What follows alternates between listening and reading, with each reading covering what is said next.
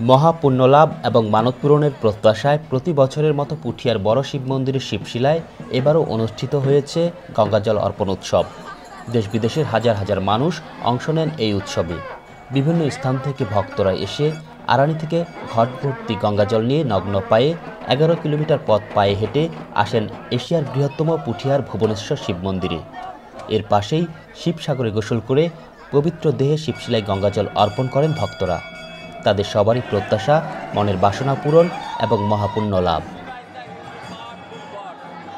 আমরা এখন স্টুডেন্ট, আমাদের স্টুডেন্ট লাইফে একটাই চাওয়া যে আমাদের পড়াশোনার জন্য ভালো হয়, মনের বাসনা পূর্ণ হবে। আমার মনের বাসনা আমি যেন পরীক্ষাতে ভালো রেজাল্ট করতে পারি। শ্রাবণ মাসের শেষ সোমবার মহাদেব শিবের জন্মদিন উপলক্ষে 1988 সালে পুঠিয়ার বড় শিব মন্দিরের শিবশিলায় এই উৎসবের প্রচলন করেন আরানির জিতেন্দ্রনাথ চৌধুরী খ্যাপা বাবা। এরপর থেকে দেশের বিভিন্ন প্রান্তে শিব মন্দিরে ছড়িয়ে পড়ে এই উৎসব। বিশ্ব শান্তি এবং মঙ্গলের কথা চিন্তা করেই এই উৎসবের প্রচলন বলে জানালেন খ্যাপা বাবা।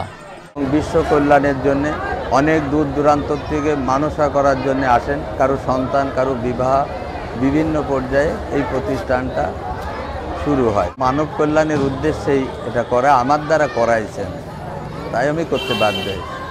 ধর্মীয় উদ্দেশ্য সব সমাবেত গোটা বাংলাদেশের হিন্দু বিভিন্ন প্রান্ত থেকে জমায়েত হয় এই মুখ্য উদ্দেশ্যে, এবং তারা মনের আশা পূরণের জন্য এই শিবলিঙ্গে জল দেয়। কারোর বিবাহ, কারোর রোগ ব্যাধি নিরাময় এবং সন্ততির জন্য তাদের আশা পূর্ণ হলে তারা প্রত্যেকেই আবার আসে, সমাবেত হয়। এইটাই প্রথম চালু করা হয় এবং এখন গোটা বাংলাদেশে ছিটকায় গেছে।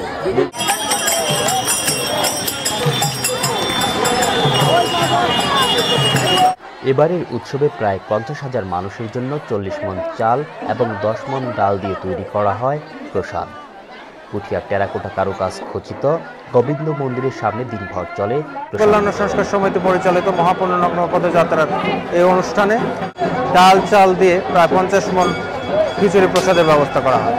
বাংলাদেশ, ভারত, নেপাল, বিভিন্ন দেশ থেকে এখানে এবং বাংলাদেশের বিভিন্ন প্রান্ত থেকে দর্শনার্থী ছুটে আসেন এখানে। কেউ মহাপুণ্য, কেউ মনের বাসনা পূরণের জন্য দেশের বিভিন্ন প্রান্ত থেকে ছুটে আসেন এই মন্দিরে। তাদের প্রত্যাশা অনুযায়ী প্রাপ্তির খবর জানা না গেলেও ধর্মীয় শ্রদ্ধা আর ভালোবাসায় এই উৎসব যে আরও বহুকাল বেঁচে থাকবে তাতে কোনো সন্দেহ নেই।